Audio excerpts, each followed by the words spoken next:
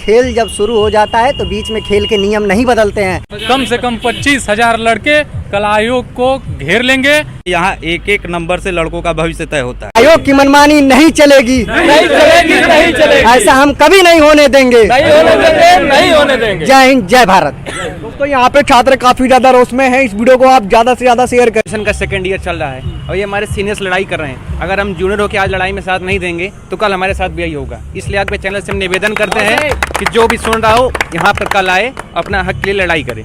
तब तक नहीं हटेंगे जब तक आयोग से आश्वासन नोटिस के माध्यम से नहीं मिल जाता है। वहाँ के सिस्टम में बैठे लोग एक समानांतर व्यवस्था बनाना चाहते हैं और नॉर्मलाइजेशन के माध्यम से प्री में अपने चाहने वालों को घुसाना चाहते हैं अंदर। फरवरी को आरओ का पेपर था, पेपर लीक हुआ, सरेआम बटा पेपर, कोई ऐसा नहीं था जो नहीं पाया। आंदोलन का ऐसा बिगुल फूकेंगे कि इनकी नींव हिल जाएगी। नमस्ते दोस्तों, मैं हूं शिवम दिवाकर। जब से आयोग ने नोटिफिकेशन को जारी किया है, छात्रों ने भारी विरोध किया है, चाहे मुखर्जी नगर दिल्ली हो या फिर प्रयागराज हो। अभी हम प्रयागराज में आ चुके हैं।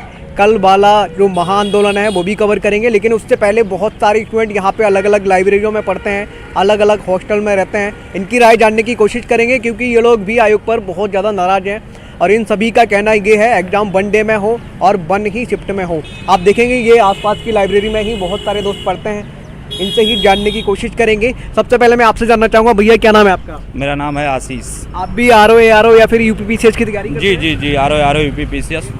मैं आपसे ये जानना चाहूँगा, छात्र इतने ज़्यादा गुस्से में क्यों हैं? आयोग पर बिल्कुल भी भरोसा नहीं रहा जब से कुछ परीक्षाएं लीक हुई हैं। बिल्कुल छात्र को गुस्सा होना लाजमी है।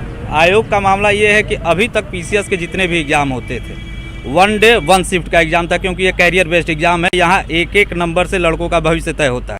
जैसे नॉर्मलाइजेशन का मुद्दा ये लगा दिए हैं, जब से नीट का पेपर होता है उसमें नॉर्मलाइजेशन होता है, या कोई भी ऐसा एग्जाम है जहाँ रैंक बनती है कि इतने हज़ार रैंक तक के लड़कों को क्वालिफाई करा लिया गया, वो अपना पढ़ते हैं, नीट हो नेट हो तो वहाँ हो जाता है। यहाँ आप नॉर्मलाइजेशन लगा रहे हैं, ये सब्जेक्टिव मुद्दा है। 2 शिफ्ट में आप पेपर कराएंगे। आपको पास ये फार्मूला क्या है कि आप तय करेंगे कि कौन सा पेपर आसान है, कौन सा पेपर कठिन है। तो छात्रों का गुस्सा इसी बात पे है कि आप 1 डे 1 शिफ्ट एग्जाम कराइए। यहाँ पे बहुत सारे ये कह रहे हैं कि जो यहाँ पे 2 शिफ्ट में अगर एग्जाम होता है तो धांधलेबाजी होने की भी आशंका है, ऐसा आप मानते हैं? तो बिल्कुल 2 शिफ्ट में, जब 1 शिफ्ट में पेपर आउट हो जा रहा है 2 शिफ्ट में और संभावनाएं बढ़ जाएंगी पेपर आउट होने की। तो जो मित्र यहाँ पे तैयारी कर रहे हैं कई सालों से, उन सबकी मेहनत बर्बाद हो जाएगी, आप ऐसा मानते हैं भैया? देखिए, पहले यही परीक्षा मार्च में होने वाली थी इसी वर्ष, उसको इन लोगों ने टाला और उसको लाए अक्टूबर में। वो जो मार्च में होने वाली परीक्षा थी वो भी 1 शिफ्ट में होने वाली थी। अक्टूबर में जो होने वाली थी उसका भी नोटिफिकेशन आ गया था और वो 1 शिफ्ट में ही थी। अब अक्टूबर से टाल के, उसका कारण भी नहीं बताया क्यों टाल के अब दिसंबर में ले गए हैं और उसको 2 शिफ्ट में किए हैं। तो पहले तो क्या आयोग ने पूरा प्रोसेस फॉलो किया है परीक्षा के पैटर्न को बदलने का कि नहीं, ये जवाब आयोग को देना पड़ेगा। दूसरा, बच्चे जो तैयारी करते रहे हैं और माइंड मेकअप, और जो एस्पिरेंट रहे हैं तैयारी करते रहे, माइंड मेकअप अपना उन्होंने किया रहा है 1 शिफ्ट की परीक्षा का। अब उनको आप एक बैग सडनली ला करके जो है कहते हैं कि अब 2 शिफ्ट में दीजिए और नॉर्मलाइजेशन का प्रोसेस जो है हम अप्लाई करेंगे। एक दूसरी बात। तीसरी बात कि देखिए, जो 2 पेपर हैं तो उसमें एस्पिरेंट टू एस्पिरेंट भी डिपेंड करता है डिफ़िकल्टी लेवल। एक चीज़ आपके लिए जो आसान होगी मेरे लिए कठिन हो सकती है, या मेरे लिए जो आसान होगी वो आपके लिए कठिन हो सकती है। तो एस्पिरेंट टू एस्पिरेंट भी वो डिपेंड करता है। और साथ में आप जो है उसका कोई फार्मूला भी अभी तक रिलीज़ नहीं किए हैं कि आप डिफ़िकल्टी लेवल को कैसे डिसाइड करेंगे, उसका निर्णय कैसे करेंगे।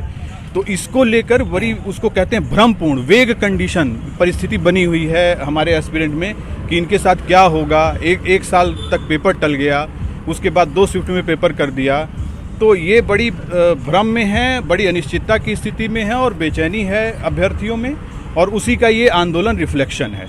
ठीक है, कल बताया जा रहा है कि आयोग का आप लोग बड़ी संख्या में घेराव करेंगे, महा आंदोलन होगा, ये बात सही है? आप लोग छोड़ेंगे नहीं? बिल्कुल एकदम नहीं छोड़ेंगे आयोग को। पूरी तरीके से, एकदम पूरे हिम्मत से, एकदम जोश से हम लोग जाएंगे आयोग में धरना देने के लिए। बहुत सारे स्टूडेंट ये कह रहे थे मैं तारीख पे तारीख मिलती जा रही है, लेकिन 1 शिफ्ट में एग्जाम नहीं मिल रहा है करने को, इसलिए भी बहुत सारे स्टूडेंट नाराज हैं। आप क्या कहना चाहेंगे इस पर? हाँ बिल्कुल, ऐसा वही कारण है कि इतने लोग हमारे साथी इन्होंने मिल करके ऐसा आंदोलन करने का जो निर्णय रखा है ये बिल्कुल सही है और ऐसा होना चाहिए छात्रों के लिए। अगर ये ऐसा नहीं होता है तो आयोग का मनमानी इसी तरह चलता रहेगा और देखते देखते आयोग की क्या सारे एग्ज़ाम में ऐसी स्थितियां बन गई है जिससे छात्रों को यहाँ पे तैयारी करने वाले स्टूडेंट के सारी से जो कमी है, आयोग की कमी है, चाहे लेकर के एग्ज़ाम शिफ्ट हुआ, नॉर्मलाइजेशन हुआ, ये सब चीज़ें जो देखने को मिल रही है। अगर ये आंदोलन नहीं होता है तो ये सरकार चाहे आयोग हमारी बातों को पहुंचाने का अगर आंदोलन के एक ही रास्ता है, अगर नहीं पहुंचेंगे तो फिर ये सुनेगा कैसे कोई। कल बताया जा रहा है कि प्रयागराज में 10,000 से ज़्यादा स्टूडेंट जुड़ सकते हैं, दिल्ली से भी बहुत सारे स्टूडेंट आ रहे हैं। कल से कम 25,000 लड़के कल आयोग को घेर लेंगे और तब तक नहीं हटेंगे जब तक आयोग से आश्वासन नोटिस के माध्यम से नहीं मिल जाता है। मैं आपको ये बता दूं कि ये एक व्यवस्था ऐसी बन रही है भ्रष्टाचार के लिए। आयोग में बैठे लोग, वहाँ के सिस्टम में बैठे लोग एक समानांतर व्यवस्था बनाना चाहते हैं और नॉर्मलाइजेशन के माध्यम से प्री में अपने चाहने वालों को घुसाना चाहते हैं अंदर। और ये मामला 1, 2, 10 करोड़ का नहीं है, ये 25-50 करोड़ का मामला है। और ये पहले भी होता था स्केलिंग और अन्य माध्यमों से। जब वो पकड़ा गया और वो व्यवस्था बदली तो एक नई व्यवस्था नॉर्मलाइजेशन के रूप में ये लोग आयोग में सिस्टम वाले लाना चाहते हैं। बहुत सारे लोग ये कह रहे हैं कि एग्जाम सेंटर भी कम बनाए जा रहे हैं, इस पे भी बहुत सारे स्टूडेंट नाराज है। एक चीज जो अभी इन लोगों ने कहा कि 41 जिले ही मिले हैं इनको सेंटर बनाने के लिए, तो आप सरकार से या सिस्टम से ये पूछिए कि 41 जिले के बाद उत्तर प्रदेश में 75 जिले हैं, बाकी जिलों में एडमिनिस्ट्रेशन फेल्योर है या ऐसे स्कूल नहीं है, सरकारी विद्यालय नहीं है तो उन पे आप एग्ज़ाम कराने की कंडीशन में नहीं है, तो वहाँ डीएम और एडमिनिस्ट्रेशन क्या कर रहा है कि इन जिलों में परीक्षा नहीं कराई जा सकती। क्या वहाँ पे सेटिंगबाजी होने की संभावना है? पूरी तरह से सेटिंगबाजी होने की संभावना, सेटिंग करने का ही ये मंशा है। खेल जब शुरू हो जाता है तो बीच में खेल के नियम नहीं बदलते हैं। ये पुराना समय से चला आ रहा है, जब से पीसीएस का एग्ज़ाम हो रहा है। इनका यही कारण है कि ये इसमें खेला मदाड़ी करने वाले हैं 2 शिफ्ट में। आप उत्तर प्रदेश पुलिस की भर्ती जो है जिसमें 56 लाख फॉर्म पड़े थे और 2 दिनों में 56 लाख अभ्यर्थियों का एग्ज़ाम ले लिया। एक दिन में अमूमन आप 25-26 लाख बच्चों का परीक्षा करवा लिया एक दिन में। तो इसमें तो यूपी पीसीएस में मान लीजिए कि 6 से 7 लाख फार्म पड़ते हैं, एक दिन में 6-7 लाख बच्चों का एक दिन में एक शिफ्ट में एग्ज़ाम नहीं ले सकते हैं आप। ये आपका जो है मंशा है, ये पूरी तरह से कामयाब नहीं हम लोग होने देंगे। पूरी तरह से कल कमीशन पे हम लोग धरना देंगे। आंदोलनों में तो इतनी शक्ति होती है कि अच्छे की नींव हिल जाती है। आपके चैनल के माध्यम से मैं बताना चाहूँगा कि कमीशन इतना तानाशाह न बने।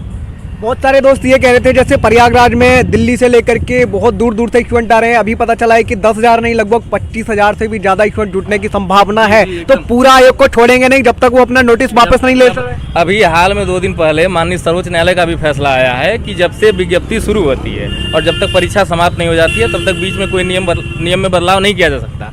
और इन्होंने पूरी प्रक्रिया को बदलने का प्रयास किया है और विज्ञप्ति बहुत पहले की आई है। तो इस वजह से छात्रों में रोष है और 25,000 से कम नहीं छात्र रहेंगे, ऊपर भी जा सकते हैं और पूरी तरह से आयोग की घेराबंदी रहेगी। और जब तक कि नोटिस न दे दें, एक शिफ्ट में पेपर कराएं, उसी तारीख को कराएं, ये इसमें कोई दिक्कत नहीं है। वो 7-8 को कराना चाहें कराएं पेपर, लेकिन एक शिफ्ट में। हम लोग की डिमांड यही है, कभी भी करा लें लेकिन कराएं एक ही शिफ्ट में। अभी भी कराएं, 8 तारीख को ही एग्जाम कराएं, कोई दिक्कत नहीं है। और जो आप छात्रों की बात कर रहे हैं, वो दिल्ली से ही 4-5 हज़ार छात्र आ रहे हैं, हर जिले से छात्र आ रहे हैं, लखनऊ से आ रहे हैं, जौनपुर से आ रहे हैं, मऊ से आ रहे हैं, गाजीपुर से, देवरिया से आ रहे हैं, कहाँ से छात्र नहीं आ रहे हैं। बहुत सारे स्टूडेंट ये कहते हैं हमारा लास्ट अटेम्प्ट था, कोई कह रहा है हमारे घर वालों ने लास्ट ईयर ही दिया था, बहुत सारी लड़कियां कह रही हैं 1 ही साल दिया था। और कहीं ना कहीं टाइम आगे बढ़ता जा रहा है तो हमारा पूरा बर्बाद हो गया, मेंटली हम बहुत प्रॉब्लम में हैं। भाई देखिए, हम लोग 2023 में पेपर दिए हैं, 2024 ख़त्म होने जा रहा है। एज तो सबकी 1-1.5 साल बढ़ गई। स्टेटस हमारा वही है कि हम 23 का एग्ज़ाम दिए हैं। वो भरपाई कौन करेगा? और सारे मिडिल क्लास बच्चे ही आते हैं तैयारी करने, पैसे वालों को ज़रूरत नहीं है। जो गरीब तबका है वो भी बहुत कम आकर्षित होता है इसकी तरफ। तो पिस्ता कौन है? इस पिस्ता मिडिल क्लास है। और ये तमाशा बना के रखे हैं, हर 2-3 साल पे कुछ ना कुछ नया नियम इनको बदलना है, सीट नहीं देनी है। 2018 के बाद से कभी कोई कह दे कि 500 के कम सीट, 200, 180, 250, 300 यही सीट इनको देना है। इस बार कुछ सुनाई दे रहा है, वैसे नोटिफिकेशन में तो सीटों की संख्या बहुत कम है, लेकिन सुनाई दे रहा है कि सीटें अच्छी हैं। सीटें अच्छी हैं तो इनके लोग घुसेंगे कैसे? तो उसके लिए इन्होंने एक खिड़की खोली है नॉर्मलाइजेशन की। भाई नॉर्मलाइजेशन मैथ का सब्जेक्ट हो, 2 + 2 = 4 और 2² + 2² = 4। इसमें कोई गंवार अनपढ़ आदमी भी बता देगा कि कौन सा कठिन है कौन सा आसान है। लेकिन अभी पूछ देंगे कि 2 सीट में पेपर है, 1 सीट में आप पूछ देंगे कि भारत की राजधानी कहाँ है, नई दिल्ली, पता है हमको। दूसरे शिफ्ट में पूछ देंगे पाकिस्तान की राजधानी कहाँ है, इस्लामाबाद। इसमें आप ही बताइए, आप सोच के देखिएगा कि इसमें कैसे डिसाइड हुआ कि कौन सा कठिन है। आज जैसे मान लीजिए हमको पहले शिफ्ट का मैं अभ्यर्थी हूँ, हमको दोनों आता है, मुझे इस्लामाबाद भी पता है, मुझे नई दिल्ली भी पता है। उसमें अगर आप मान लीजिए हमारे दूसरे शिफ्ट में कि कह देंगे कि आपकी नहीं वो वाला कठिन था, उसमें 2 नंबर ज़्यादा बढ़ा के देंगे, तो मेरा तो नुकसान हो गया ना, क्योंकि मैं पहले शिफ्ट में था, तो मेरा नुकसान हो गया। अब पता हमको दोनों था, तो कहीं ना कहीं ये भेदभावपूर्ण नीति तो है ही है, जो नहीं होनी चाहिए। और दूसरी चीज़, इनकी मंशा पे सवाल उठता है। आयोग की मंशा बिल्कुल भी सही नहीं है। बिल्कुल। आप 11 फरवरी को आरओ का पेपर था, पेपर लीक हुआ, सरेआम बटा पेपर, कोई ऐसा नहीं था जो नहीं पाया। उसके बाद लड़के इतना आंदोलन किए, इतने बहुत सारे लोग तो ये कहते हैं बाबा जी की सरकार है, यहाँ पे परिंदा भी पर नहीं मार सकता, लेकिन पेपर कैसे लीक हो जाता है आप लोगों आयोग का? आज तक नोटिस ही नहीं दिया है कि पेपर लीक हुआ है। आयोग आज तक एक नोटिस दिया हो कि पेपर आरओ का पेपर लीक हुआ है, इसलिए हम लोग ने पेपर कैंसिल किया हो। सरकार का प्रभाव इसमें दिखना चाहिए। वो ठीक है, पर न मारता हो अलग बात है, लेकिन आप परीक्षा जो है कराने की हिम्मत नहीं जुटा पा रहे हैं 4-5 महीने से। पहले तो जैसा ये साथी कह रहे थे कि जो आयोग है उसने अपने ही नियम की खिलाफ वर्जी की है। नोटिफिकेशन के साथ उन्होंने जो पैटर्न बताया था परीक्षा का, उसी को बीच में, और वो भी 1 महीना पहले जो है बदल दिया, उसको 2 बार टाला, और दोनों बार टाला तो 1 शिफ्ट में थी परीक्षा, और अब तीसरी बार में वो कह रहे हैं कि हम 2 शिफ्ट में लेंगे और डिफ़िकल्टी लेवल डिसाइड करेंगे खुद से। सब्जेक्टिव सवालों में डिफ़िकल्टी लेवल डिसाइड करना वैसे भी बहुत मुश्किल होता है। पेपर कभी किसी को लगेगा कि आपको लगेगा कि ये पेपर आसान है, किसी दूसरे अभ्यर्थी को लगेगा कि ये पेपर जो है ऐसे ही बहुत कठिन है। एक बात तो ये है। दूसरा जो साथी ने मुद्दा उठाया है कि 41 जिलों को ही सेंटर दिया है, तो बाकी जो 30, 31, 32, 34 जिले जो बच रहे हैं, उनके अभ्यर्थियों को उसी तरह ट्रेन बस में धक्का खा करके फिर सेंटर पे जाना पड़ेगा इम्तिहान देने। अब सवाल ये है कि पेपर आउट होता है, उसकी जिम्मेदारी किसकी है? व्यवस्था की है, प्रशासन की, आयोग की है। लेकिन जो कीमत अदा होती है वो हम सब अभ्यर्थियों से ली जाती है। हमारा परीक्षा कैंसिल किया जाता है, उसे टाल दिया जाता है। हम कभी इस सेंटर पे जाते हैं, यहाँ से मेरठ गए और पता चलता है कि पेपर लीक हो गया और पेपर ये कैंसिल हो गया। धक्के खा के हम जाते हैं, फिर धक्के खा करके यहाँ आते हैं। मतलब दोष तुम्हारे अंदर है और उसकी कीमत तुम हमसे वसूल करते हो। भाई ले दे के तो ये असंतोष नहीं होगा, क्यों नहीं होगा? और ले दे के बाद है कि जब इस देश में 1 स्टेट 1 इलेक्शन की बात हो रही है, 1 कंट्री 1 राशन कार्ड की बात हो रही है, 1 कंट्री 1 आधार कार्ड चल रहा है, तो फिर एक एग्जाम 2 पाली क्यों भाई?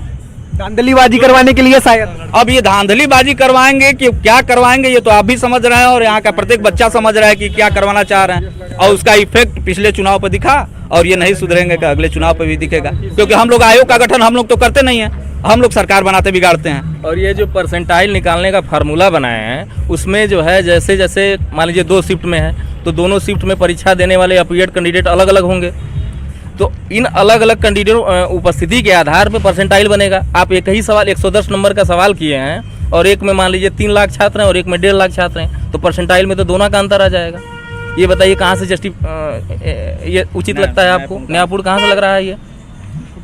दोस्तों, हम कमीशन से ये बात पूछना चाहते हैं कि आप इतना वेल डिफाइंड सिलेबस देते हैं, इतने ज़्यादा मतलब कैपेबल लोग का ग्रुप है, आप एक डिफाइंड सिलेबस से क्वेश्चन नहीं बना सकते सबके लिए? मतलब 10 से 15 सवाल गलत होते हैं इनके, बताइए उसका हर जाना कौन भुगतेगा? इतने ऊपर आप गैंग पे बैठे हैं, आप क्वेश्चन सबके एक बराबर नहीं बना सकते, बाद में बता देंगे कि ये बच्चा हो सकता है नहीं कर पाया होगा, नंबर दे देंगे। कैसे आप बिना देखे अंदाज ले देंगे कि बच्चा नहीं कर पाएगा? अरे क्या पता कर लो, आप पढ़े नहीं तो नहीं कर पाएंगे ना। 50 सवाल बनाने में जो है 10 से 12 सवाल जो है इनका हमेशा गलत होता है। हर बताइए इतने दिन से तैयारी चलती है, प्रक्रिया होती है कि सवाल बनेंगे, स्क्रूटनी तमाम स्तरों पे होती होगी, फिर भी ये जो हाल रहता है। उसके बाद अभ्यर्थी परीक्षा देता है, उसके बाद आपत्तियां दर्ज कराता है। अब बताइए, ये तैयारी का टाइम था, यहाँ सब सारे अभ्यर्थी प्रोटेस्ट कर रहे हैं, आंदोलन कर रहे हैं, क्योंकि 1 महीने पहले आपने सडनली जो है उसमें नीचे लिख दिया होता है कि परीक्षा आयोग को ये अधिकार है कि वो कुछ परिवर्तन कर देगा, इस आधार पर जो है आप कोई भी परिवर्तन ला दीजिए। प्रदेश में इतने विश्वविद्यालय हैं, स्टेट यूनिवर्सिटी के बड़े बड़े कॉलेजेस हैं, ठीक ना। अगर इनकी मंशा होती कि एक दिन में ये सारे एग्जाम एक शिफ्ट में करवा लिए जाए तो ये करवा सकते हैं, लेकिन इनका ये मंशा नहीं है, ये करवाना नहीं चाहते हैं। इसके पीछे खेला कुछ और होने वाला है। ठीक ना। ये हम लोगों के भविष्य के साथ खिलवाड़ कर रहे हैं, मिडिल क्लास वालों के भविष्य के साथ खिलवाड़ी है। तो ऐसा ये न करें, हम लोग आंदोलन का ऐसा बिगुल फूकेंगे कि इनकी नींव हिल जाएगी।